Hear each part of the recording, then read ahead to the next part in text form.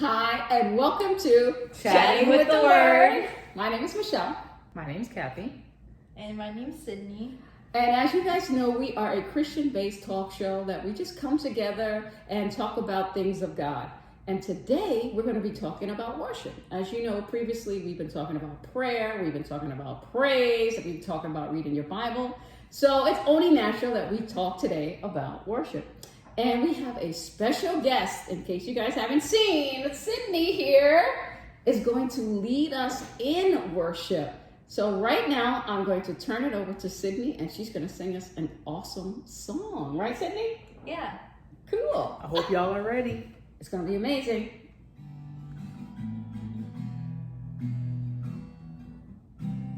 If you say it's wrong, then I'll say no. If you say release, I'm letting go. If you're in it with me, I'll begin. And when you say to jump, I'm diving in. If you say be still, then I will wait. If you say to trust, I will obey. Teach me how to follow in your way. I'm done chasing feelings. Spirit, lead me.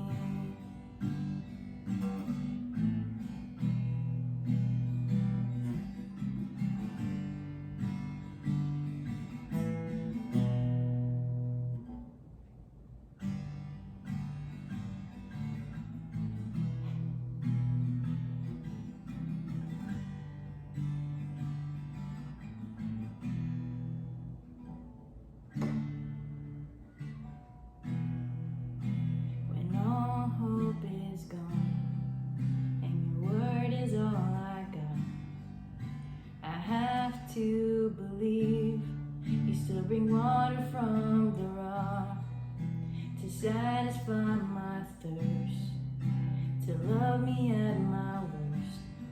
And even when I don't remember, you remind me of my worth. I don't trust my ways, I'm trading in my thoughts. I lay down everything, 'cause you're all that I want. I've landed on my knees, this is the cup you have for me. And even when it don't make sense, I'm gonna let your spirit lead. I'm gonna let your spirit lead. Wow, we just heard that awesome performance from Sydney. Wasn't it awesome? It was so good. It was. She's one of my favorite worshipers, so I'm a little biased. Yeah, she has such an amazing voice. And worship comes from the heart, and you could hear that she was singing from her heart. Now, her voice is really amazing. And I'm sure if you guys heard me and Kathy sing, Not so much. but even though it may not be as pleasing to your ears, God still appreciates it and he still loves it because it would be coming from our heart, even though we don't have an amazing voice like you. It's joyful. It's just not pleasant. It's something. It's giving God the glory. May not always be on key, but it is giving God the glory, and it is from our heart with everything we have. So he appreciates it. So Sydney, what does worship mean to you? Worship, so I I'm No putting her on the pressure. spot. No So pressure just give her a whatsoever. moment. So worship, I feel like, is basically, I just picture it as you and God in a room and just being intimate, like sharing yourself with him, and him in return and in response sharing himself with you. But basically you're just telling him how much you appreciate him and how, just acknowledging him. That's what worship means to me. Amen. I good. like that. That's good. And I have a quote from Byron Spradlin. He's an evangelist, and what he says is, and I really like this because it's just in a really simple, easy to understand form. Worship is the intentional attitudes and actions of focusing on God. I mean, you couldn't put it any plainer than that. But as we know, worship is hard to define because it really is an expression of our heart. Yeah. It is the love that we have. It's Like, to me, it's like surrendering everything to God.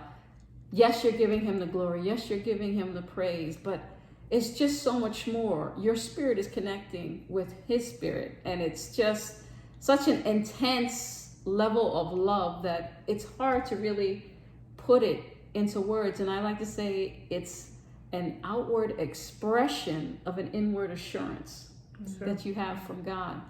It's not just an attitude, but it's an attitude expressed, and the magnitude of that attitude depends on the intensity of the action. So if you're just like a little thankful to God, you're gonna, okay, yeah. You know, like if I gave Kathy a pencil, she needed a pencil. She's like, hey, thanks, you know, no big deal. But now if she was about to lose her house and I gave her $100,000 to pay it off, there's gonna be a lot more thankfulness. Yeah. And God has blessed us with eternal life if we accept his son, Jesus Christ. So once you get into understanding all that he's done for you, when we didn't deserve it, none of us deserve it, it's such a humbling experience. And you're so thankful that this big and amazing God who created everything we see and don't see thinks of us, loves us, has time for us, wants to know us. It's just an amazing feeling. Yeah. Sure. Yeah, I mean, for me, you kind of summed it up a little bit. I mean, to me, worship requires sacrifice, but it's a sacrifice that you're willing to make in response to like a level of gratitude that you have. It's a physical response, it's an emotional response, and it's a spiritual response to that gratitude, not necessarily for something specific that the Lord has done for you, but just for who he is. You know, I think when you recognize the depth of the hole that he pulled you from, it's going to impact the level of worship, you know.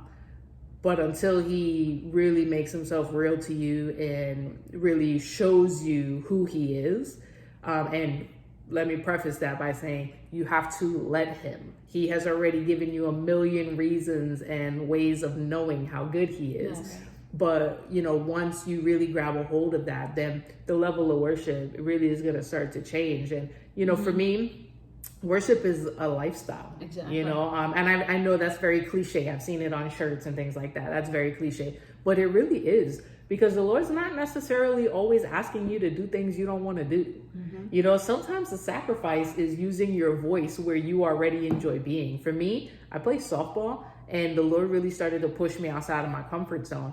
And now we have a prayer circle after every single game. We don't allow a single game to go by without offering prayer. And then when that became the norm, he started to push me to offer a call to salvation at those softball games. These are secular leagues, so it's not people who are accustomed to church. These are people who are drinking in the parking lot before the game and after the game, you know. And so the Lord can use things that you really like, but there's that level of sacrifice, and there's that spiritual response and obedience to, you know, a level of gratitude that you have for him. So be willing to submit all that you are to what he wants to do. Yeah. Let him take control of your life, and let his purpose, and not necessarily your own, be fulfilled. Yeah. And once you let God take control of your life and fulfill the purpose he has for it, you're just going to see amazing things. You're going to be on a whole different level. Yeah. It's a sense of joy and happiness that you never thought you could even experience. You just feel so close to God.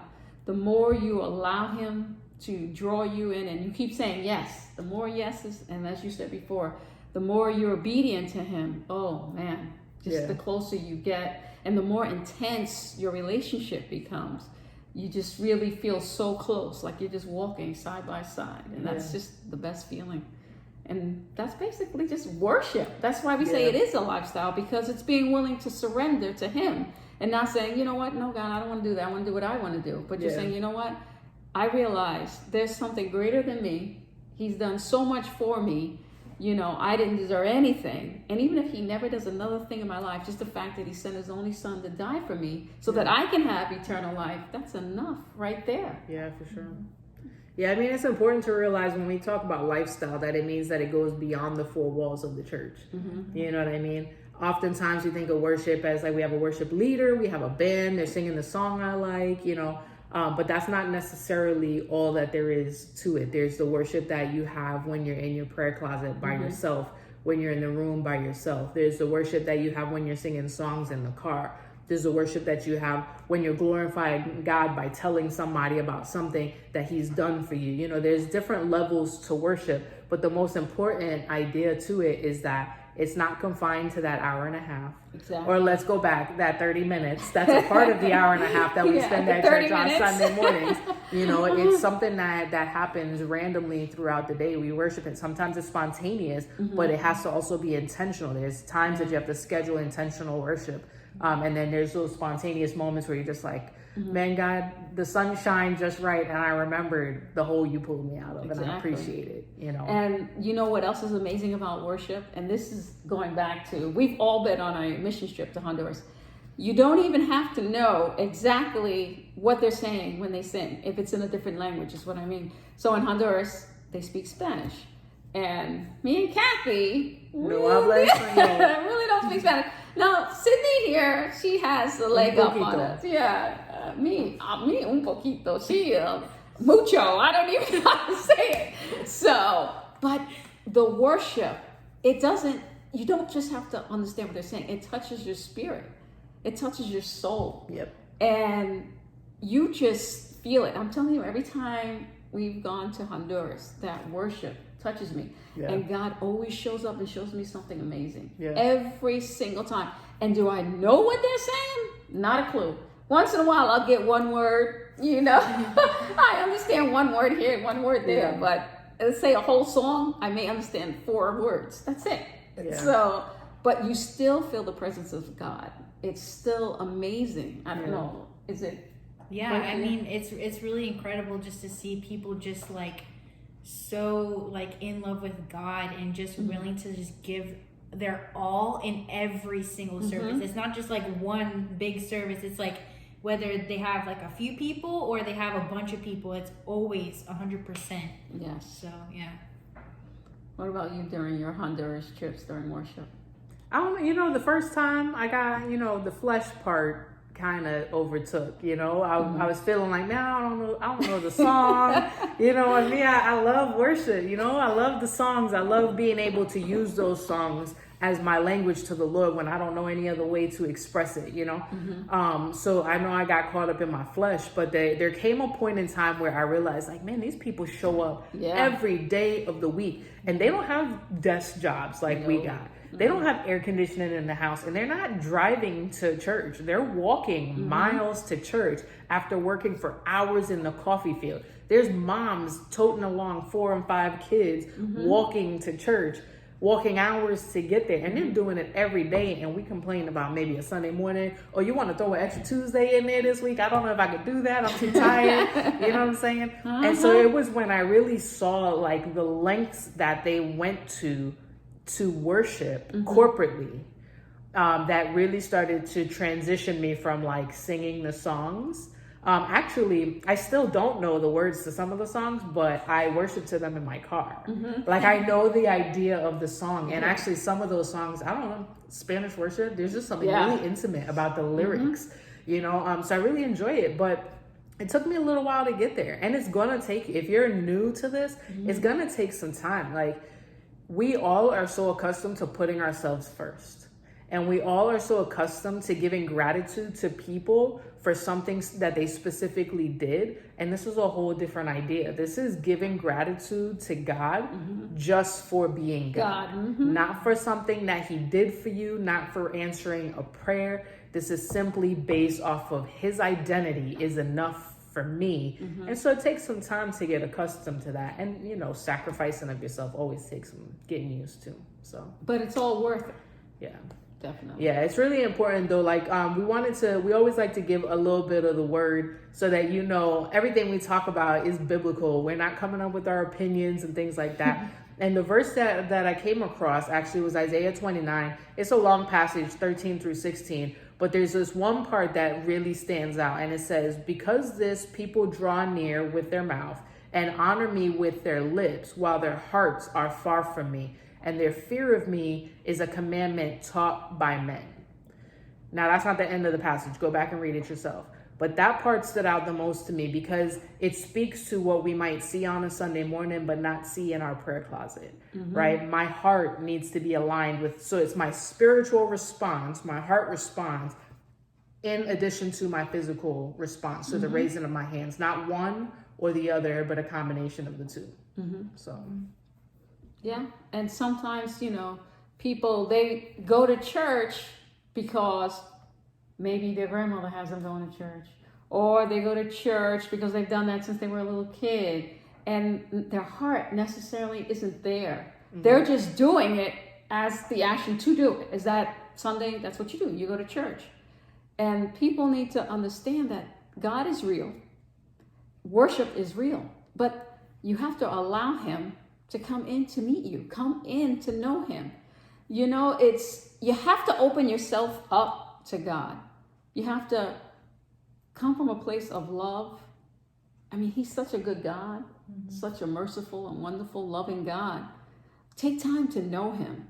When you go to church, and maybe you don't really participate in the worship, maybe you're just one of those people who kind of just stand there, you don't lift your hands, you don't sing the songs. Just close your eyes. Maybe just listen to the words. Think about all the amazing things God has just blessed you with. Just the fact that you're there, you're breathing, you woke up, you're alive, you have clothes on your back, food in your stomach. I mean, that's enough. But like I said, even if he never did another thing for you, the fact that through Jesus Christ, we can spend eternity in heaven with God, I mean, that's more than enough. Yep. Just be thankful that the creator of everything, all heaven and earth, wants to know you, wants to call you son, wants to call you daughter. And we have to operate out of a place of thankfulness, from that, a gratefulness, and understand there is only but one God and there's only one way to heaven. And now is the time to get that right. Yep. Yeah. Absolutely. Oh, I thought you were going to say something. That's why I stopped. You look like you were about to say something. So I know that's my 2 cents. But also, you already touched on it, but there's also corporate worship, like you said, when you're in the church, and you can worship privately. And it's like, I was going to ask if either one of you had a favorite one, corporate or privately, when you worship. I think for me, they look different, so I don't know that I have a favorite. I mean, I love worship in church. I really do, because my worship in church is very tied to music, and I feel like the Lord speaks to me a lot through music. But I don't know. I don't think I have a favorite. Okay. What about you, Sydney? Well, based off of my personality, I really like worship privately, because I feel like I can focus more on God and me instead of my mind covering everybody else, and it's just more like I said before, it's just more intimate that way, and it's just, I like that better. I don't know. I kind of agree with both of you. I don't have a favorite, but I love the private worship because it's so intimate. I mean, I'll put on a track, like just a piano worship, track, and I mean, tears start flowing within seconds. Yeah. And I'll get into church, and I love that corporate worship, just the fellowship with one another. You feel that power of God there. It's just amazing, and I love that too. So there's no favorite. I truly enjoy both. Yeah. Well, that's it for today, guys. Unless anyone has a closing thought they would like to add. No. Just make sure, though, if you guys have topics that you want to know more about, something you want to hear us talk about, questions, anything like that, make sure you email us at chattingwiththeword@gmail.com. Thank you so much for watching, and thank you again, Sydney, for that wonderful. We might bring her back one day to give her testimony, y'all. Yes, she still has to give hers. We may throw that in next week. I will. It's awesome. Well, thank you guys again. Have an awesome, amazing, and blessed week. Take care.